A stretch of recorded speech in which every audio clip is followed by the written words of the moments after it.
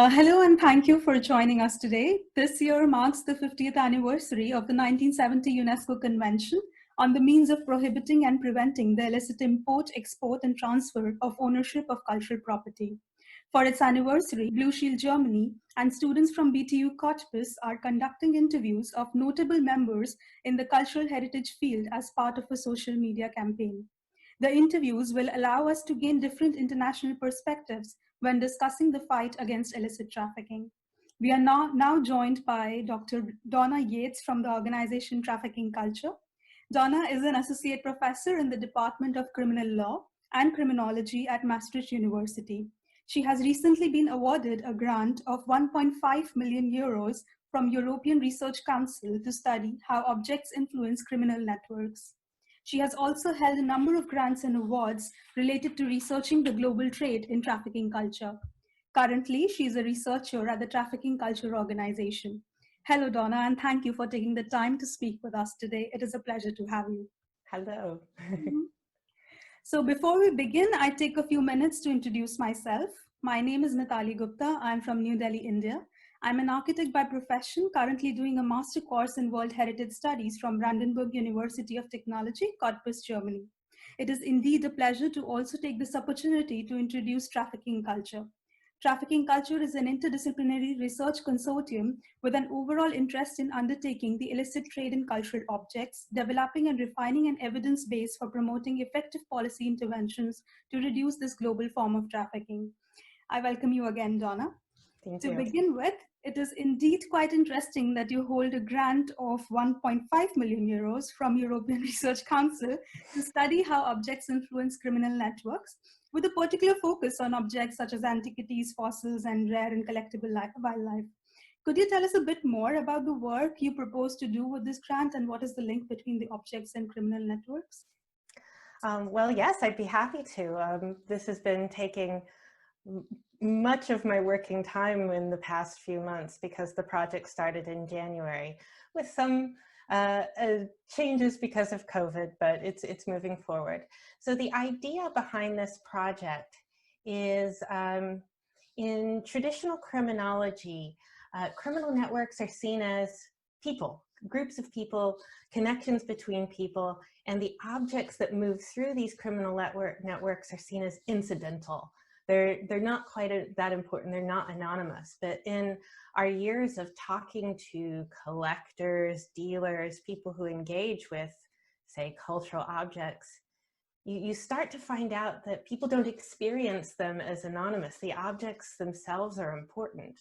The objects almost take on person-like qualities that make people very excited, that seem to make people do very strange things, sometimes break the law. So moving to a question of what makes somebody who doesn't think of themselves as a criminal break the law because of a beautiful work of art, or a collectible butterfly, or a dinosaur bone, was kind of the core of our research questions for this. So what we're looking at are the relationships that form between people and objects, which is quite a normal thing in the museum world, in archaeology, where we think of object biographies, where we think of object connections, but it doesn't really exist in criminology at all. So as a possible motivation, as a place where crime comes from, it's a new area to explore. That's kind of the idea behind the project.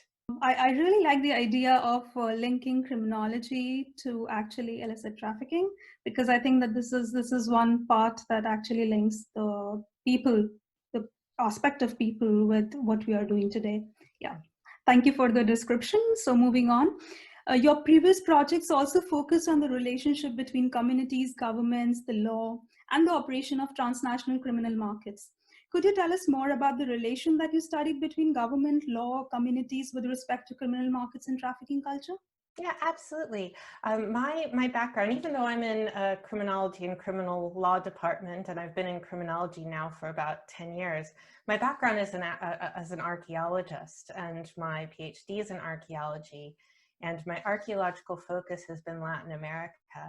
And starting early on doing archaeology in Latin America, I started to see a bit of a disconnect between the letter of the law or the intent of an international instrument, and how the reality of that played out on the ground. I think it helped that I worked at a UNESCO World Heritage Site for a few years, and it's interesting to see how law and policy gets reinterpreted in real world situations. I started to see gaps between what seemed like really great ideas when it came to policy and how that policy played out, what really happened. And that became the core of my postdoctoral research. So when I say my research looks at these links and lack of links between high-level policy and kind of real life, that's where that is. It's this space between the law is a term that people use, but it's a space where what's written on paper becomes something quite different on the ground. And if we can take more information of what actually is happening on the ground, that can be fed up and make better national, international policy. So that's the ultimate goal of that. I think what is interesting here is to see how research is being as a collaborative work and is helping actually to frame policies or to at least improvise them, which is, I think, which is one of the key aspects when we talk about research and linking the practical field. So, yeah. I think ethnology, like ethnographic research and anthropological research and sociological research can and should contribute a lot to policy development and law. It should feed up. Law development and researching laws and their effectiveness after they're made, it's a process, and I think it's a multidisciplinary process. And I think it's very exciting when it's multidisciplinary like that. Indeed, yeah. Sure. So, yeah, I mean, your research is quite interesting and unique.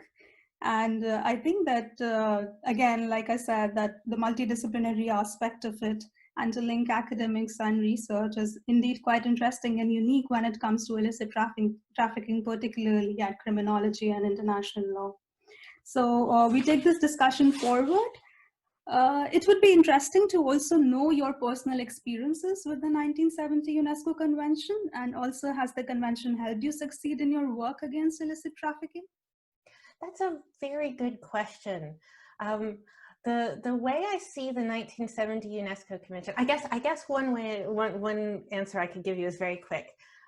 Specifically, no, the UNESCO Convention hasn't directly contributed to any particular case that I've been working on. But what I find the UNESCO Convention is great for, and in fact vital for, is creating a baseline understanding of what we're talking about, or signaling between member states, between groups, that this is an issue we both care about in a particular way. It's almost the UNESCO Convention is the start of a long conversation, but it's the way to start that conversation through having this agreed partnership. So once you have that agreement, for particular cases, there's what's really more important is local law, existing bilateral agreements between two countries, and so on. But it's extremely important to have that shared baseline, that sometimes a shared vocabulary, that shared system of support, this shared commitment to a particular issue that before the UNESCO Convention didn't exist, and I think definitely continues to exist through the UNESCO Convention. So cases that I've worked on that, quite frankly, if an object's returned or if there's an investigation, the UNESCO Convention isn't used, but it's always cited. So police, policy people, various people involved in this will cite the UNESCO Convention that, oh, both of us countries have signed this as this starting off point. And I think it's really important to emphasize those points of connection that we have and what purpose that serves. Yeah, indeed. I think that one of the key points that you mentioned is to have a baseline condition, which actually the convention is doing according to me as well, and to bring everyone on the same tangent and the same plane. It's quite important to continue the research. Like you mentioned that you've been dealing with looking at the laws, like linking laws, governments, and policies with what is the convention and how is it practiced. Is there anything particular inside the convention or in the international law that you thought would be, I don't know, maybe it could be improved, or is something that is a roadblock to the future conventions? Well, if you, one thing, I mean, I could go on all day about this. I could, everything can always be improved. But one particular issue with the UNESCO Convention, if you look at it, and part of this has to do with when it was made, there's something missing. So it focuses quite a bit on preservation in situ, preservation to prevent theft and trafficking and damages, to building up local capacity and so on. Okay, its next focus is on the return of cultural objects that have left its country of origin. There's nothing in the middle. So both the UNESCO Convention, basically all of our international instruments don't do a very good job at the trafficking aspect of things. So the movement from point A to point B, this in-between stage, there isn't a lot going on. It's focused on keeping things in the country or returning things that are gone. And this is quite different than the CITES Convention, which is the Convention for Natural Objects, for plants and animals, that was made only a few years later. In CITES, there's a lot of focus on this middle stages. There's a lot of focus on creating permits and databases of different things that are not allowed to move. So the center movement stage, there's a lot more focus on that. But I think across the board, that's lacking in our cultural policy, that we don't have an international system of registration and permitting. We have a mosaic of different things all around the world. From one country, there might be a permit. From another country, there might not be. And I think if I could choose one thing to add, however exciting and complicated it would be more international measures that focus on that center stage, that trafficking stage. And I think there's good models from CITES, from how trafficking is dealt with for other commodities, but we're just not quite there yet. Yeah, I agree with you, because I've looked into some of the cases where you have the objects being transferred from point A to point B. But at the same time, I also look at the fact that you have multiple stakeholders involved in between. It's not only the international party that can do something. So you have the national people, the state, and also the state laws. And then you might have, in some cases, a number of people involved in trafficking the same object. So it sort of becomes a bit tedious, even for international law, I believe, sometimes, to get the track right and get hold of who was responsible and how can we increase the awareness. Exactly. So, and a big thing, if you look at the likelihood that an object is going to be returned to its community of origin, if you can catch it still in its original country, that's its best chance. But if it has gotten all the way to the market, all the way to the end, the likelihood that it's going to be returned is very little.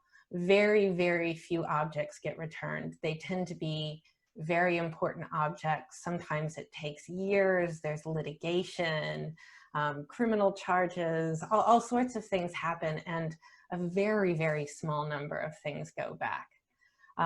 However, for many reasons, one of the best ways to catch a cultural object or any smuggled object and get it returned is actually when it's crossing a border, as it's moving between two jurisdictions, because you end up breaking local law if it's declared improperly.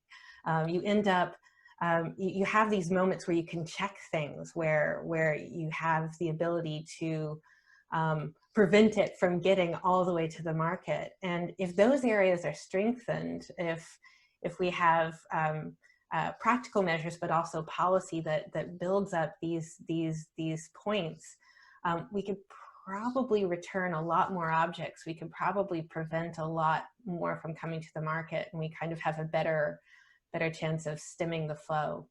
But a lot of that, again, the UNESCO Convention was made in 1970. That was 50 years ago. This is coming from a lot of research afterwards. So I think the best thing to do is to think of these instruments as not set in stone. We should really be thinking about them as things that can grow and change, which I think is something that we could focus on moving forward, is how do we take all of the research that's been going on for the past 50 years, how do we take everything that we know now and maybe apply it to some changes, some growth, some additions, amendments.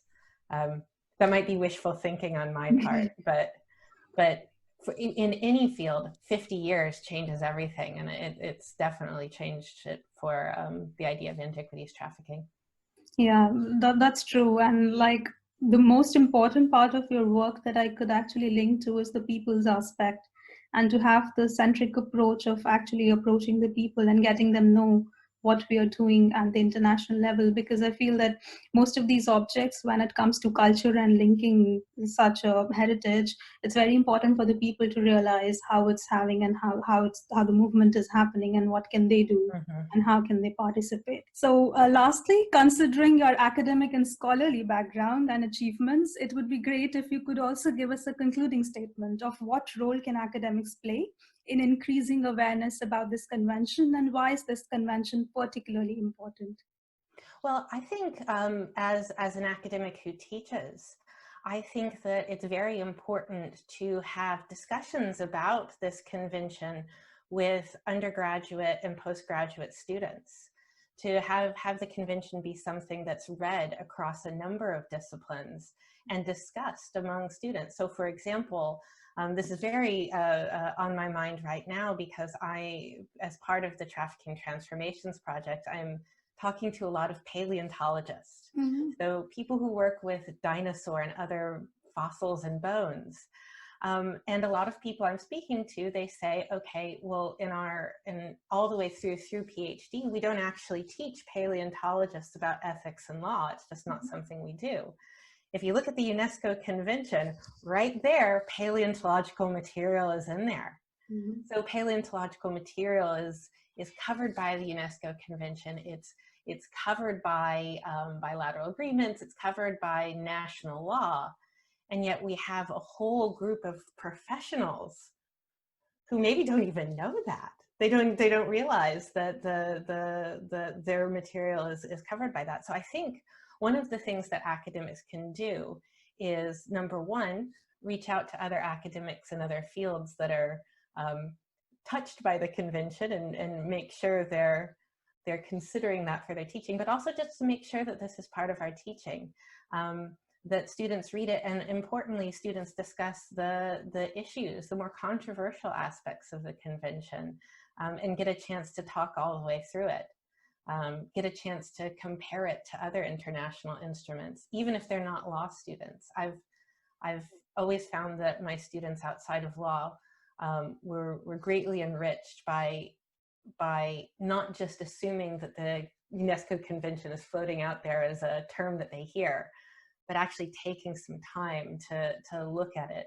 Again, I find students are always surprised that fossils are in there. They're in there. So yeah, so I think that the one of the most important awareness raisings that academics can do is to bring such conventions into their teaching. One of the most interesting things that you mentioned right now, which I could relate to, is that when we, as part of our masters, we study international conventions, it's always interesting to view it not from the law point of view, because then you put more baseline conditions, you put more knowledge to it, which is the everyday life, and then you ask questions which maybe a law person would ask very professionally. So yeah, I agree with the fact that when we're looking at the convention, it's very important to be a bit critical. And at the same time, this helps, like when research combines with such a thing and academics and people come together for this, you can actually look for different dimensions. Mm-hmm. That's quite interesting.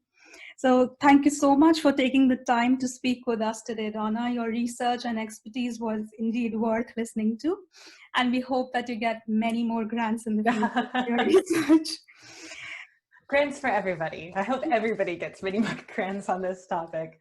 Yeah, it's interesting, you know, like when research combines with such a convention, it's like, as I said, like multidisciplinary and interdisciplinary people coming together will always bring new views. Please make sure to visit the links provided below this video to watch more interviews with international organizations and actors in the heritage field to learn about their diverse perspectives on illicit trafficking. Donna, I thank you again for this wonderful insight on the research that you're doing or have done. And it was indeed really nice talking to you.